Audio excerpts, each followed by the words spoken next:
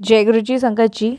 संगत जी, गुरु जी की कृपा, गुरु जी के आशीर्वाद से आज का जो सत्संग हम आपके साथ शेयर कर रहे हैं, रेखा आंटी का सत्संग है। ये सत्संग हमें मेल के माध्यम से प्राप्त हुआ है। बहुत ही प्यारा सत्संग है, ब्लेसिंगफुल सत्संग है। तो मेरी विनती है, बिना अनदेखा किए आप इस सत्संग को अंत तक सुनिएगा, ध्यान से सुनिएगा, पूरा सुनिएगा। संगत जी, गुरु जी महाराज कहते हैं, सत्संग सुनने वाले का भी कल्याण और सत्संग करने वाले का भी कल्याण, दोनों का ही कल्याण होता है। तो बिना स्किप किए आप इस सत्संग को अंत तक सुनिएगा, ध्यान से, पूरी श्रद्धा भाव से सुनिएगा।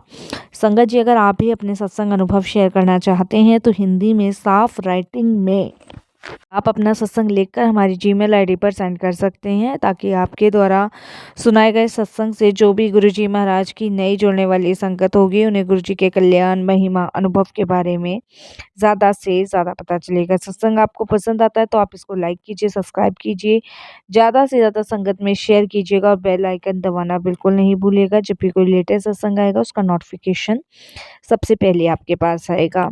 सत्संग को शुरू करने से पहले हम गुरु जी का मंत्र जाप करेंगे। ओम नमः शिवाय, शिव जी सदा सहाय। ओम नमः शिवाय, गुरु जी सदा सहाय। जय गुरु जी। संगत जी, संगत जी, मेरा नाम रेखा है और ये मेरा शुक्राना सत्संग है। मुझसे कोई भी भूल चूक हो तो क्षमा कीजिएगा। गुरुपा मैं आपसे भी विनती करती हूँ। संगत जी, ये मेरी जर्नी गुरु जी के साथ 2015 में शुरू हुई थी और 2015 से मालिक ने मुझे अपने चरण शरण से लगाया। शुक्राना गुरु जी, बहुत बहुत शुक्राना। इतने सारे कष्ट आपने दूर किए उसके लिए भी अनंतम शुक्राना। संगत जी, मेरा ब्यूटी पार्लर था और गुरु जी से जुड़ने से पहले मेरा पार्टनरशिप में ब्यूटी पार्लर था। और संगत जी, मैं और मेरी एक फ्रेंड है नेहा, हम दोनों ने पार्टनरशिप पे एक पार्लर खोला हुआ था। तो संगत जी, आधा रेंट वो भरती थी, आधा रेंट मैं भरती थी। जितना बिजली का बिल आता था वो हम आधा आधा करते थे। और उसके बाद संगत जी, जो भी कस्टमर आते थे हम लोगों के शॉप पे, तो संगत जी जो भी प्रोडक्ट लगते थे वो हम दोनों के आधे आधे लगते थे और जो भी पैसे होते थे वो आधे आधे होते थे। फिर संगत जी, मेरी फैमिली भी थी और उसकी भी फैमिली थी, बट उसके हस्बैंड नहीं थे। और मेरे हस्बैंड थे, मेरे 2 बच्चे थे, उसके 3 बच्चे थे, बट उसके हस्बैंड नहीं थे। तो वो अपने मदर फादर के पास रहती थी और मैं अपने संगत जी हस्बैंड और बच्चों के साथ रहती थी।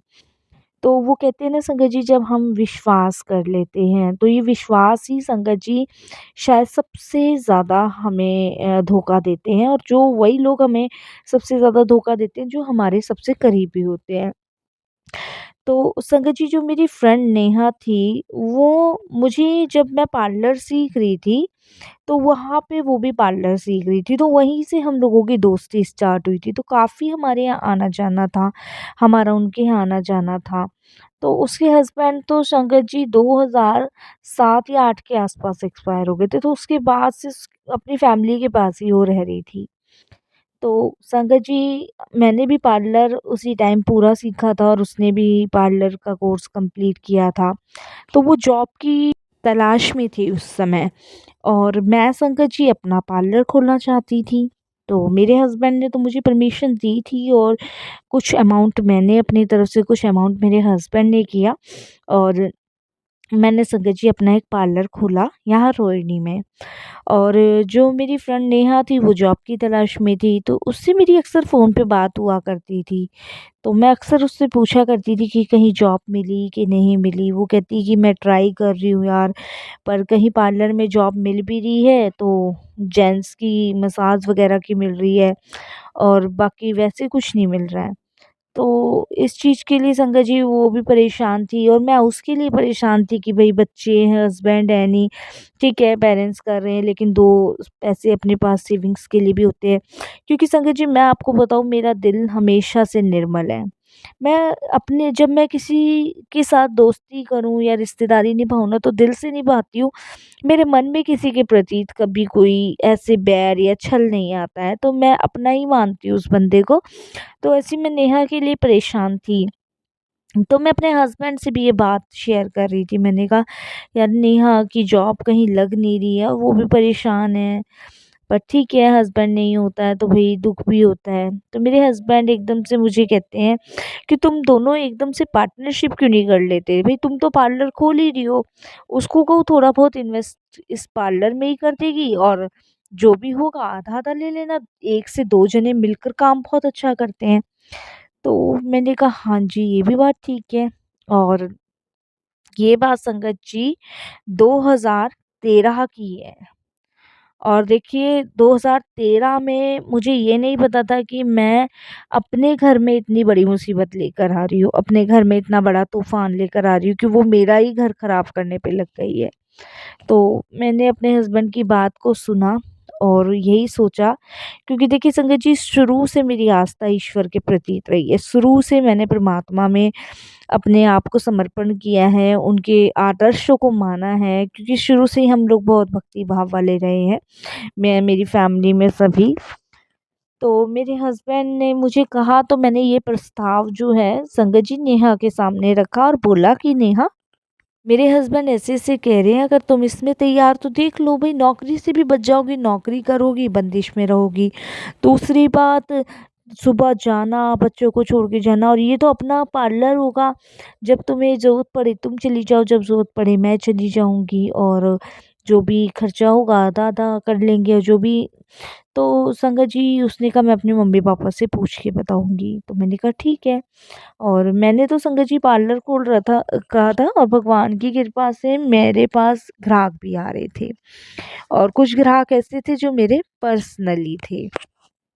तो संगत जी फिर उसके बाद उसने अपने मम्मी-पापा से बात करी, और संडे वाले दिन उसका मेरे पास कॉल आता है और वो कहती है कि मतलब रेखा, मैंने अपने मम्मी-पापा से बात की है तो मेरे पापा थोड़ा बहुत इन्वेस्ट करने को तैयार है। देख, ज़्यादा तो हम नहीं कर पाएँगे, बट जैसे-जैसे मैं कमाती जाऊँगी वैसे-वैसे जो भी ज़्यादा होगा तो वो मैं लगाती जाऊँगी। हम लोगों ने संगत जी इस बात पे डन किया। और देखिए, विश्वास बहुत बड़ी बात होती है जब हम किसी के करीब होते हैं या किसी को अपना मानते हैं, तो फिर दिल से मानते हैं। फिर हम ये नहीं सोचते कि किसी पेपर पे उसके साइन लेंगे, हम अपने साइन करेंगे। तो हमने ऐसा कुछ नहीं किया, हमने कोई एग्रीमेंट नहीं बनाया, ना पेपर्स पे साइन लिए, ना ही कुछ ऐसा हमारे मन में था। और संगत जी पार्लर हमारा बहुत अच्छा चल पड़ा। 2014 की बात है ये। संगत जी फरवरी का महीना था 2014 में, हमारा पार्लर बहुत अच्छा चला, और वैलेंटाइन डे वाले दिन तो संगत जी बहुत कस्टमर आए, बहुत कस्टमर।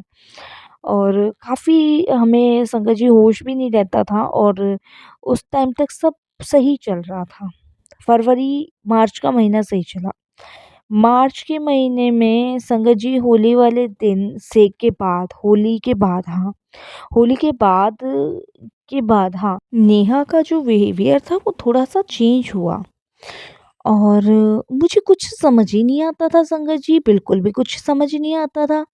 इधर तो संगत जी नेहा चिड़चिड़ी हो रही थी, उधर संगत जी मेरे हस्बैंड का बिहेवियर थोड़ा-सा ऐसा हो रहा था। मुझे बिल्कुल समझ नहीं आ रहा था आखिर हो क्या रहा है? संगत जी कभी ऐसा नहीं हुआ कि मतलब मेरे हस्बैंड कभी झगड़ा किया हो या गुस्सा करा हो। मुझे अजब-सी बातों में चिढ़ने लग गए।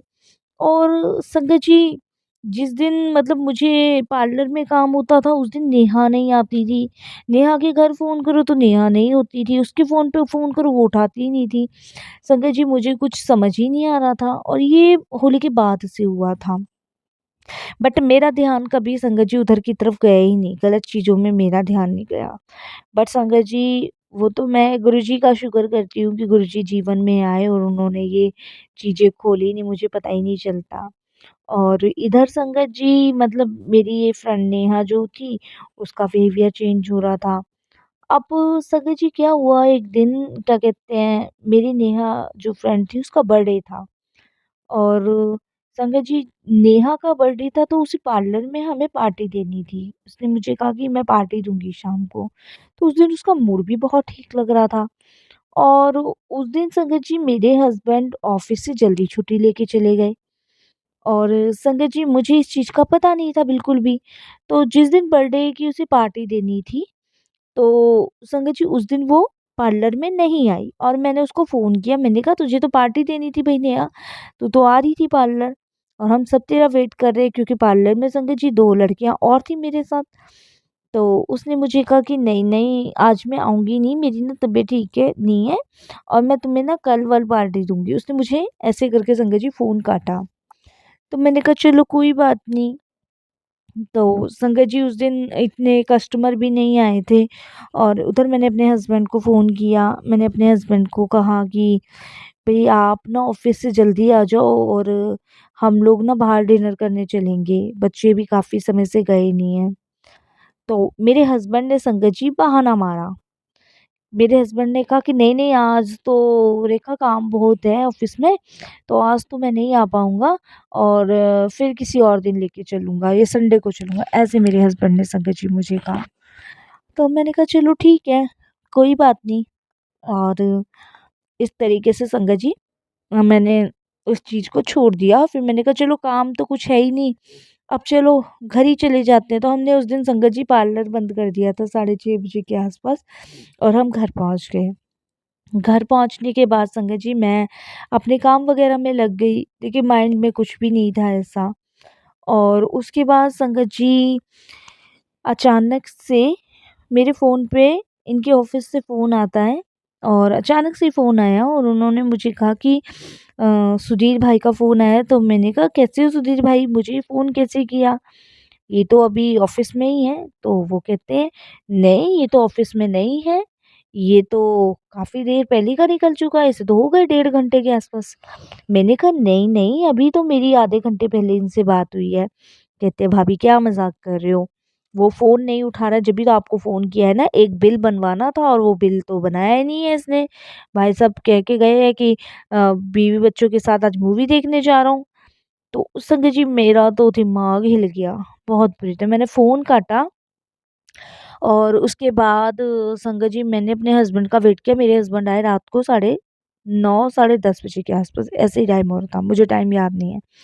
अब संगत जी मेरा एकदम से मन हुआ कि मैं सवाल पूछूँ, लेकिन मैंने पूछा नहीं, मैंने पहले इनकी सुनी और ये कपड़े उतारते जा रहे। मैंने कहा कि खाना मैं लगा दूँ? तो इन्होंने मुझे कहा नहीं-नहीं खाना मैं खा के आया हूँ और आज ऑफ़िस में बहुत काम था, तो आज ऑफ़िस की स्टाफ़ के लिए खाना आया था। मैंने कहा अच्छा। और मैंने कहा सुधीर भाई ऐसे ही बोला बस मैंने, तो इतने में मुझे कहते कि अरे बस सुधीर तो आज जल्दी जाने के लिए कह रहा था, उसे तो मैंने ही रोका है ऑफिस का काम। संगत जी बस फिर तो बहुत कलेश हुई जब मैंने अपने हस्बैंड को ये बातें बताई, बहुत कलेश। इस बात पे इतनी कलेश हुई, बहुत कलेश हुई संगत जी, बहुत कलेश। और संगत जी आप बिलीव नहीं करोगे, इतनी कलेश उन्होंने मुझे बहुत मारा उस दिन, बहुत इतना ज़्यादा मारा कि मैं आपको बता नहीं सकती। और नेक्स्ट डे संगत जी नेहा पार्लर में आई तो मैंने उसको मतलब उस मुझे तो पता नहीं था कि ऐसा कुछ है। तो उस दिन संगत जी नेहा पार्लर में आई तो उसने मुझे देखा तो उसने कहा क्या हुआ? तो मैंने कहा कुछ नहीं वो घर में थोड़ी-सी प्रॉब्लम्स हो गई थी। तो संगत जी उसने भी मुझे नहीं बताया और वो ऐसे ही उसका बिहेवियर होता जा रहा था, मुझे पता ही नहीं चला।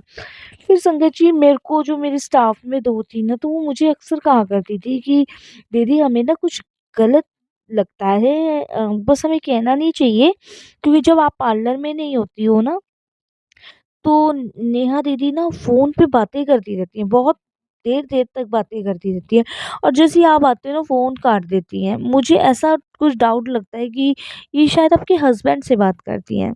अब संगत जी मैं तो बस बहुत परेशान, बहुत ही परेशान, इतनी परेशान कि मैं आपको बता नहीं सकती।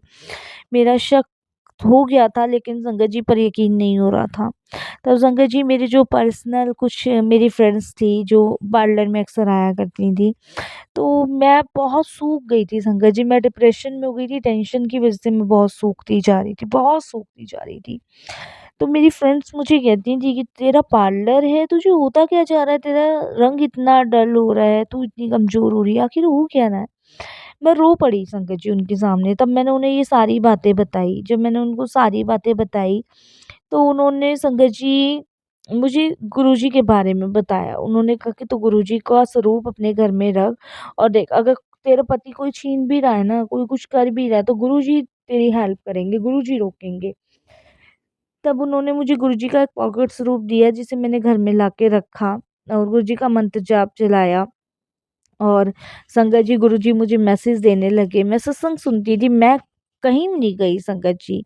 मुझे गुरुजी ने जो भी सच्चाई थी ना वो मेरे सामने ला के खड़ी कर दी। संगत जी, मेरे हस्बैंड के बारे में गुरुजी ने मुझे सत्संग के माध्यम से बहुत सारी चीज़ें बताई और आज भी बताते हैं संगत जी। 2015 में मैं गुरुजी से जुड़ी थी, 2014 तक तो संगत जी मेरी ऐसी हालत हो गई थी मरने वाली। 2015 में संगत जी ये लोग मूवी जाते थे, मूवी की टिकट निकली और संगत जी इसके फ़ोन को मैंने चेक किया, मेरे हस्बैंड की इतनी-इतनी कॉलें होती थी। गुरुजी कहते थे कि चेक कर अपने हस्बैंड का फ़ोन, उनके मैसेज आते थे, तेरा पति छिनने वाला है, सावधान कर रहा हूँ, सत्संग सुन। बहुत संगत जी गुरुजी ने मेरी हेल्प करी। उसके बाद संगत जी गुरुजी की महाराज की कृपा से इनकी सच्चाई सामने आई, मेरा बहुत झगड़ा, बहुत कलेश हुआ। संगत जी मेरे हस्बैंड और नेहा का संगत जी अफेयर चल रहा था और मेरे हस्बैंड मुझे मेरे बच्चों को छोड़ने को तैयार हो गए थे उसके लिए।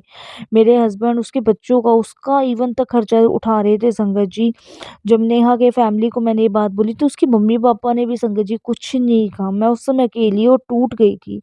उस समय अगर गुरुजी ने ना सँभाला होता ना तो संगत जी शायद मैं नहीं सँभल पाती।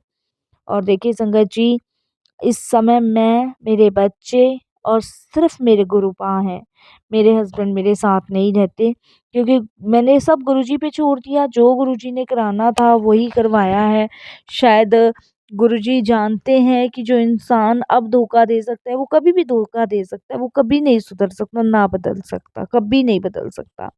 तो इसीलिए संगत जी शायद गुरुजी ने मेरे हस्बैंड को मुझे अलग करवाया और मेरा पार्लर है संगत जी, बहुत अच्छा चल रहा है गुरुजी महाराज की कृपा से।